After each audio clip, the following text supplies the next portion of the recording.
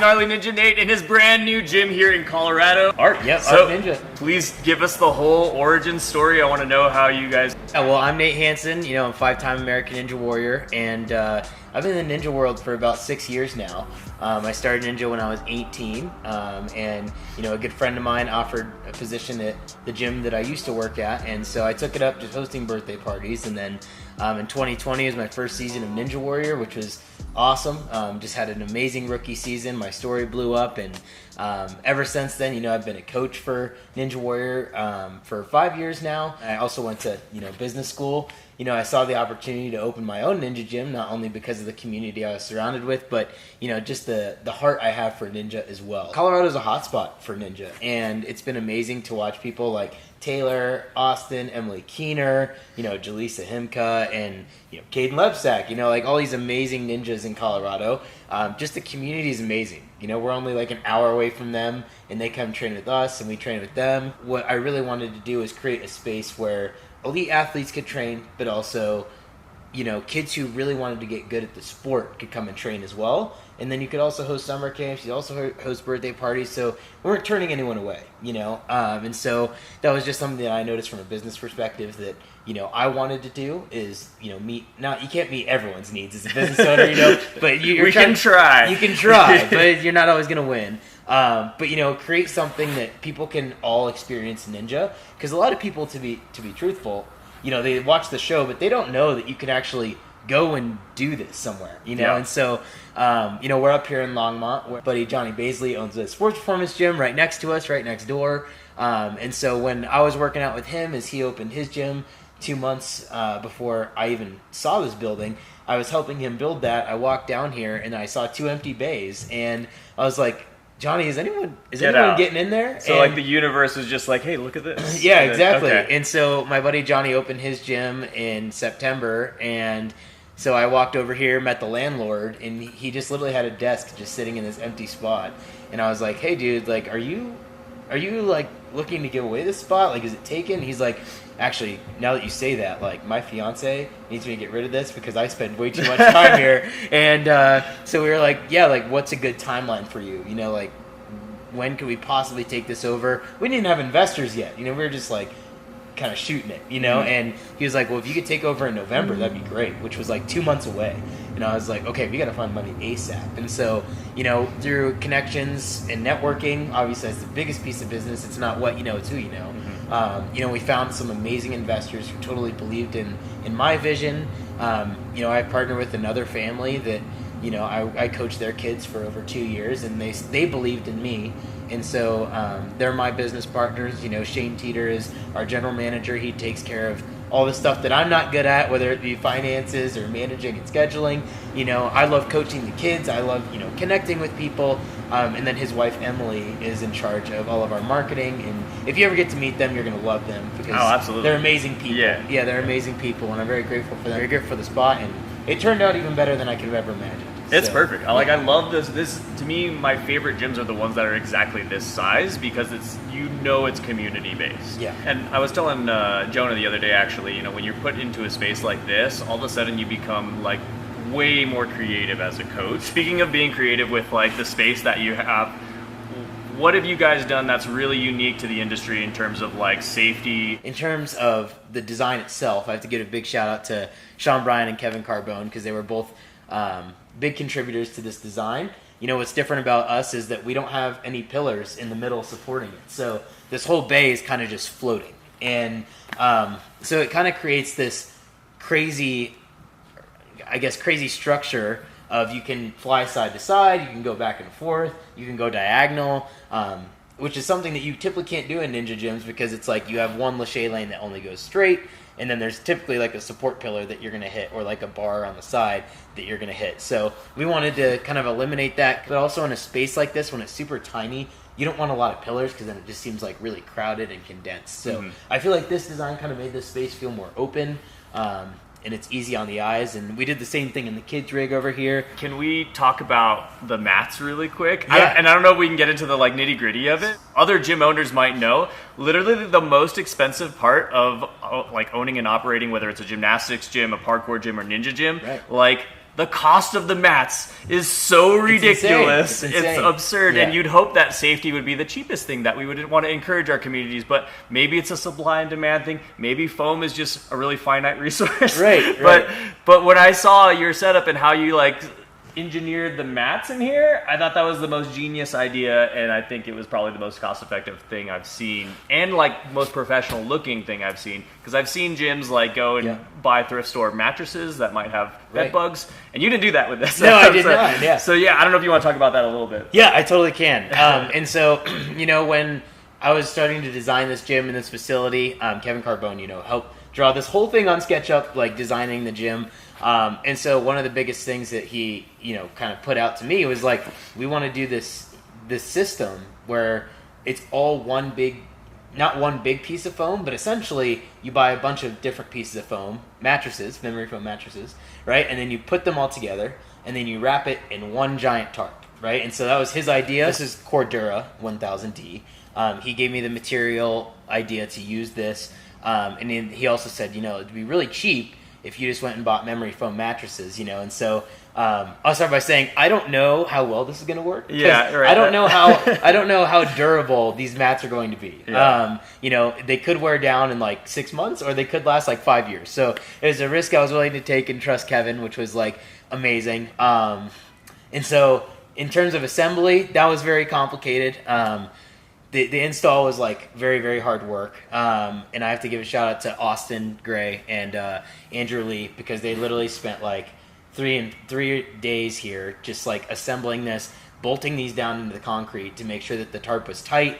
There was no mat gaps underneath, because the deal is like once this thing is down, like it is down, and it's not moving, you know. And so they dedicated the time and the effort to really make sure that, you know, Kevin's idea came to life. And that's why it looks as good as it does, because they took 3 days installing this thing. And in fact, 2 days ago, they actually came and redid the kids' bay, because we originally didn't even take the covers off the mattresses, but that actually created mat gaps. So what we learned in doing the second one is that if you took the covers off the mattresses and put them closer together, because the covers kind of round the edges, if you took them off, the foam just goes back to square, and then it creates no mats, or mat gaps. So that's what they had to actually redo, and it took a lot of work, but they spent literally all of Sunday redoing that one, which is why it looks even better. And what got me really excited to do this is it's rare where I get to sit down with a legend like Nate and an old dog like myself.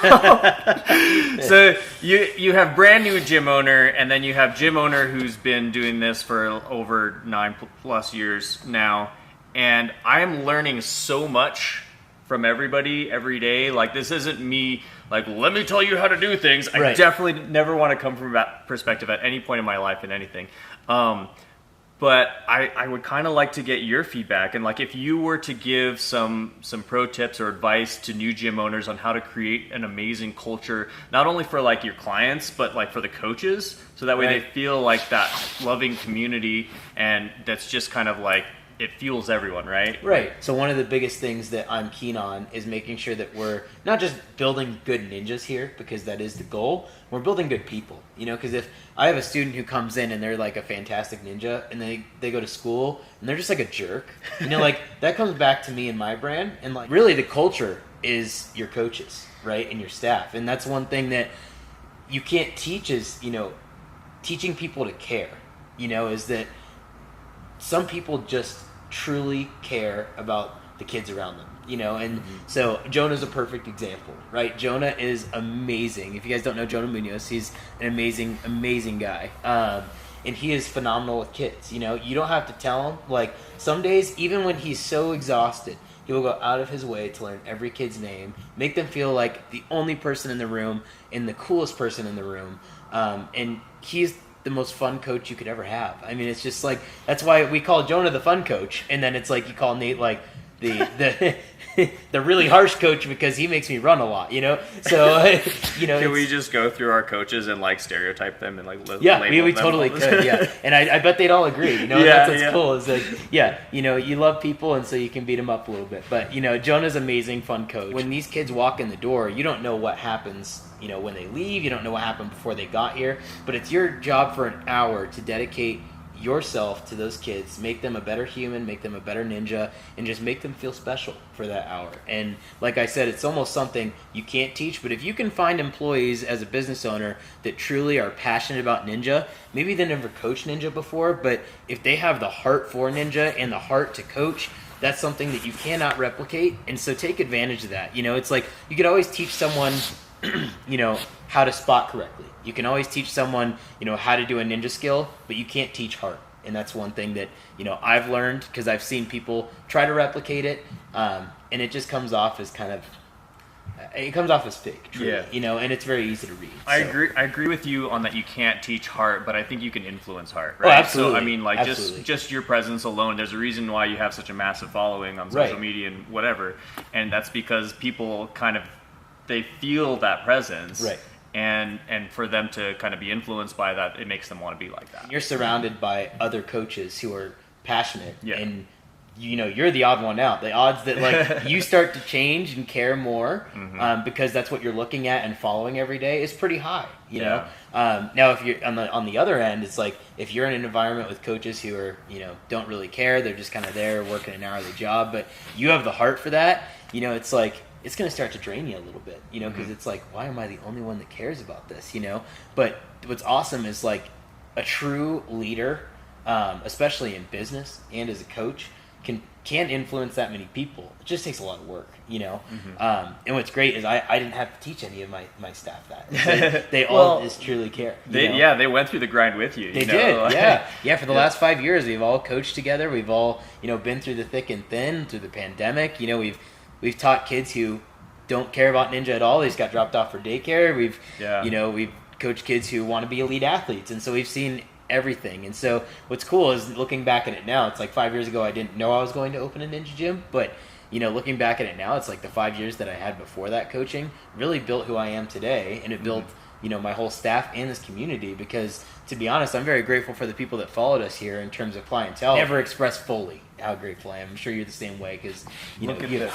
Look at this. This is your expression, man. Right. And then when it's filled with all of your students and community, man, that's your expression. And congratulations, you did it. Yeah. You already won. Oh, we did it. We did it. Yeah. Some days it'll feel like you win. That's another tip, right? It's like some days you're gonna love it. You're gonna think it's the best thing you ever did. You're gonna love your job, and then other days you're gonna wake up and you're gonna be like, and then the pipes are gonna freeze, and the toilets break. Freeze. The book I read, People First, Profit Second. The whole premise of the book is if you put your people first and you truly care about them, they will take care of you, and so that's what I think about. Is I don't look at my clients as it's like, they have a $400 membership, so that my relationship with them is only worth $400. It's like that's a bad way to go about business. That's never gone through my head either. Yeah, me either. And I'm just saying that because some people do think that way, and I would definitely say don't look at your clients as money. Truly, just like if you have an honest and amazing relationship with your clients and like you just care about them, like honestly, I forget that I should be charging people sometimes. It's like they're like, oh, can we hook up? Like, can we get our membership set up? I'm like, right, that's what you're here for. My experience from leaving one gym and coming to build another has been great proof of that. Talk about that, or is that a taboo subject? Like you kind of like leaving your old ninja facility and coming here. I'm just curious, was there ever any like rocky situation, or were the higher ups supportive of it? Actually, some of them reached out to me and offered their help, which I thought was very supportive. That's so cool. So Cody Hatch, who he's the mobile director and the brand is Ninja Nation that I just came from, and I just want to say first off, my 5 years at Ninja Nation were amazing. It taught me a lot of what I needed to know, and it taught me like how to be an amazing coach and how to coach certain kids, and the relationships I built there were incredible, both with the staff, the customers there, like all of that was absolutely incredible. Seasons in life, they're always changing, right? And if you're not growing, then you got to move on, right? And so I just noticed I was in a place where I wasn't growing as a coach anymore, but also I was in a financial position that I needed to grow in as well. And so I knew that starting a business was not going to make that better, for now, right? But the goal is that in a couple of years that it does get better. So it was like either I keep working a 9 to 5 and making, paycheck to paycheck, or it's like I go invest in myself, take a risk because I'm 23, right? If I go bankrupt, like, God, I hope it doesn't happen. But like if it happens, like I'm 23, I'll be okay, and I have amazing people supporting me. But it was just a move that I had to make in terms of growth, right? I had to become a better coach. I had to put myself in a better financial position. And I had to put myself in a place where I could train the way that I needed to and wanted to. And that's not at fault to them at all. Because truly their business model, and they're very good at it, is, making sure that birthday parties are their first priority. And they do birthday parties and they do it well. Yeah, if you have a kid and he needs a birthday party, go to Ninja Nation, because they do phenomenal birthday parties, and it's like very kid friendly facility. Like, they didn't really like the elite training side of things in terms of letting the elite athletes come train. And I love that they're a franchise and they're trying to grow the sport at Ninja. And what really was just happening is that, like, I wanted to train, with Austin and Taylor and stuff, but because they weren't employees, we couldn't train after hours. And it's like, with busy schedules, that's kind of the only time Ninjas train together is like inconvenient times, whether that be in the morning. Yeah, exactly. In terms of like a comfortability standpoint, like, that gym even looks more appealing. Sure. It's like red, white, and blue. Yeah. Everything's padded. It's safe. Like, it's amazing, and so. Our friend Abe, I think he said it so perfectly. I asked him one day, I'm like, hey man, because he trained at Elite Nights with you guys back in Ninja Nation. And he also trained with us on Ark Ninja Nights. And so I was like, hey man, in your own honest opinion, in your own words, what is the defining factor that, like, why would you choose us over this other place? And he goes, Lauren, when you find like a really delicious craft beer and it's in like, it's down a dark alley to get there, it's not like super fancy or anything, but it just, it has this vibe and this like warm feeling to it. And Ninja Nation, I love too, but they're the Coors factory, Right, exactly. I was like, wow, I really like that, right. appearance. That's and awesome. I think that's a great perspective from him too, and that's true. Like, I think Ninja Nation, in terms of like what a ninja gym should look like they have made this product that looks amazing. The vibe isn't just the facility itself, it's the people within it. And so that's something else that I noticed is we started to build the community at Ninja Nation, is that the facility was almost dependent on your season was going this direction. Yeah, exactly, right. And so what we noticed is, like, we had this amazing family that we all worked together and we enjoyed it together. I felt that, there became a point where everything kind of just stopped. And it was like there was no more growth happening. And everyone just kind of got used to working the same shifts and got bored, and there was nothing new. It's just like, yep, same old. And then it's just like, what's next? Yeah. We never knew what was next, and there wasn't really a lot of growth happening in terms of new obstacles being, brought in. Or that's your entrepreneurial spirit. Right? Exactly. And so, the biggest piece of opening this business and kind of what jump-started it was just when I fell in season 15 on stage 1, it was the worst season that I had had previously. And, I'm a big growth-minded individual, and I would hope that I do better every season. But going into season 15, honestly, I was less confident than I was in season 14 because I wasn't getting the training that I needed. Because truly I was limited to what I could set up in the gym because of the structure of the business, right? And that's, like I said, to no fault to them. That's just like the environment that I placed myself in, and then that was the consequences that I was facing in doing so. Like, I had 13 kids come in for open gym yesterday, and there was like 8 parents here, and every single one of those parents was stoked because their kids were having an amazing time while they were off of school. And so I literally just asked them, I built my Yelp profile like a week ago. I was like, hey guys, like, I'll shoot you the link. Like, do you guys mind, writing a review? They're like, absolutely, And so they wrote a review for us, and I mean that helps tremendously because it doesn't cost them anything. It doesn't cost me anything. I just provided an amazing service, and in doing so, they paid me back, not only obviously just for the open gym, but what was even more more worthwhile is that they went out and actually shared that with other people. So I guess on that online marketing perspective, it's like when people look up Ninja Warrior or Ninja Gym, I would hope that Ark is like up there on the list with like 8 5-star reviews of like, man, my kid had a phenomenal time. Like, I'm gonna go check that out, and that's because of the people that you treated right. And back to the clientele that we were talking about is like, now that we've done homeschool classes and all that, I can say the homeschool community out here in Longmont is incredible. I mean, it's huge. So most of my homeschool moms are all in Facebook groups, and they just like posted on their Facebook groups like, hey guys, my kid's doing this ninja class, and now my homeschool groups are like thriving as well, you know. And so people crap on Facebook because it's a little outdated, but I will be honest with you, I just posted on like 10 Facebook groups this week, and it brought me a lot of clients. Like, here's the thing, though. It's the age demographic, right? Yeah. So because it may be outdated for our generation or your generation. Right.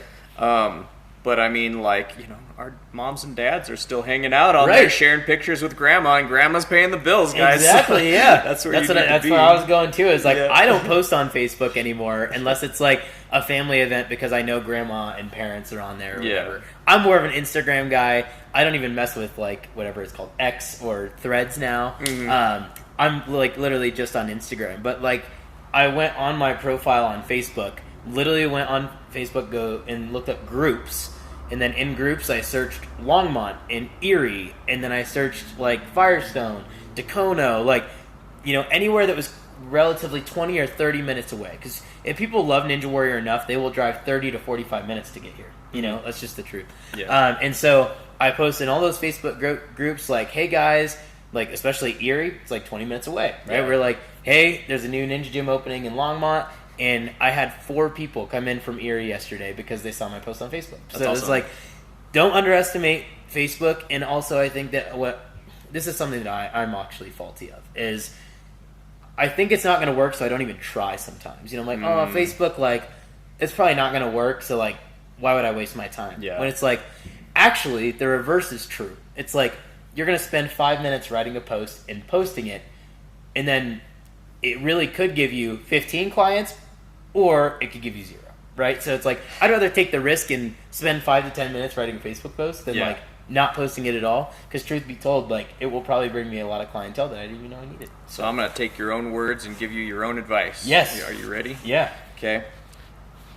You're going to take the copy of everything you made for those Facebook groups because you didn't believe in it, and you're going to post it on LinkedIn. You're going to post it on Threads. You're going to post it on TikTok. You know, just like boom, everywhere. Boom, boom, boom, everywhere. You know what's funny is I was the exact same way for a long time too. And then I like was having a conversation with my dad, and he's all like, "You should share more stuff." And I'm like, "What do you mean? Yeah. Like I post daily." Yeah. And he's all like, "Well, I saw your post on LinkedIn the other day." I'm like, I post there once a year, baby. I know, exactly. And I was like, wait, is that the only social media you use? He's like, yeah. And I'm like, oh, there's probably a whole, like... demographic out there. Yeah, there's a whole, like, you know, society of people that only live on certain platforms. So, absolutely. Yeah, so you never know. And then all those people, you know, are going to snowball into other people that you never even Yeah. And what's cool is, like, on top of that, just think about where that stems from, right? It's like Facebook stems from those groups. What are those groups? Those are community, right? Yeah. So... truth be told, if you get one person in here from that Facebook group, right, they probably know 5 other people. And if you provide them an amazing product and experience, they're going to go tell those 5 people. And then those 5 people are going to come in. Yeah. And they probably know 5 other people. And then it's just like a wildfire of amazing experiences. Now, what you could do is just have a sign at your front desk or upstairs where people sit, especially parents, be like, hey, you know, if you're going to post on social media, like, be sure to tag us on Instagram at Ark Ninja Gym. Yeah. Or Flowball, you know, like, whatever it may be. And then people tag you and you can repost that, and the people who follow you see, like, oh, that kid had a cool day with his friends. Like, maybe I should take my kids there, you know, where if you're not posting that stuff, like, people wouldn't trust it as much. But it's crazy. I don't know if you know this from a sales side of things, but it's like, you have to advertise something like 6 times, 6 to 8 times before it finally clicks with a client. Well, not only that, unfortunately, we live in a world where there's so many people are distracted or busy with so much going on that, like, even to get people to do things for you, especially in government. Like, not only do you have to, like, email them twice, you have to call them, you have to leave a voicemail, you have to call them again, and then finally, like, somebody will, like, you know, get you to where you need to be. Exactly. That's just the way it works now. You have to be on blast to get around all the noise, I think. So. Exactly. Yeah. For being a new gym owner, I'm really impressed that, like, you know this stuff. Like, is this something you picked up, like, at business school or elsewhere? Honestly, I truly got it all from, like, the Andy Frisella podcast. I was like, cool. It's called Real AF. And just forewarning, he does curse a lot. So if you're a kid, probably don't watch them. By the way, if you're a parent and your kids are listening to business podcasts and your concerns are them swearing, you're fine. You're fine. Yeah, you're fine. Sometimes that kid is way ahead of the curve. I'll be honest, if you're looking to be good at business and answer good questions about either being an intrapreneur, which is just like being good at your job inside of a business, or an entrepreneur, he gives great advice on all those things. And so he's very good at customer service. First Form, the supplement company that I use all the time, they are very good at customer service. Yeah. And the first time I ever opened one of their packages, they actually had a handwritten note inside of it. That's awesome. And I was like, dude, this company's gigantic. Like, they send out tens of thousands of packages a day, yet they spent the time to write me a letter. Is that Johnny over here at NoCo Performance. If you're looking for sports performance training, go to NoCo Performance. He's right next door to me. He took the time to write over 100 personalized notes to every athlete that walked in the gym for Christmas. And whether it said Merry Christmas and then your name, even that is fantastic because he thought of you, Yeah. But it was like a personalized message of like how much you matter to him, the support that you've given him, and how much he loves you, right? And those were all on the wall. And it's just like, that was a perfect example of like, you don't have to teach Johnny Baisley how to care about the athletes that he coaches, right? It was like, he's just such a passionate dude and has such an amazing heart for the people that he coaches, that's just something that he wanted to do, and he did it. And it made people feel valued, and that's something that you cannot replicate. So that's so awesome. The Keener family has been amazing. Emily Keener, Caleb Keener, Mary and Dan, Audrey. They were here, and we were here till 3 a.m. putting this rig up one night, and they were here the entire time. It was phenomenal. Bob Tomasoni and David Tomasoni, they're my roommates, but also very close friends of mine, and they were in here helping build this. Taylor Green was in here helping many nights. Guy Morrison, Jonah was in here. I could go on and on of who helped. But in terms of brands, DGS bought all their obstacles, and they turned out fantastic. So if you're looking for ninja equipment, DGS is a little pricey, but the quality is definitely worth it. And then Silent Ninja K, they actually just had their building burned down, so I think they're out of business for the time being. But they did donate some obstacles to us. Wow. So once they're back in business, I'd recommend that you go to them first. Silent Ninja K is an amazing business that is owned by a ninja family, so I would definitely support that. Other than that, Kevin Carbone for just designing the facility and then giving the idea for the mats, and then Austin and Andrew for coming and installing the mats, because a lot of time and effort that I could not have dedicated. The last thing we need to touch on is where you guys can find us, and our address is 1623 Vista View Drive in Longmont, Colorado. It's probably not too far. It's right off I-25 by the cheapest gas in Colorado. So if you have to drive far, it's definitely worth it. You can follow us on Ark Ninja Gym on Instagram and Facebook. And soon to be Threads and TikTok and X. X, yeah. Your first class is free. So come and do a free ninja class if you've never done it before, if you're just listening to this. And then last but not least, Flow Vault, of course, an amazing business down in Thornton. And they do all kinds of parkour and ninja classes. And Lauren, he's very humble, but he's been a business owner for a very long time, and he's very passionate about the sport. We do it because we love it. Absolutely, yeah. All right, peace out, everybody. Bye. See ya. See ya.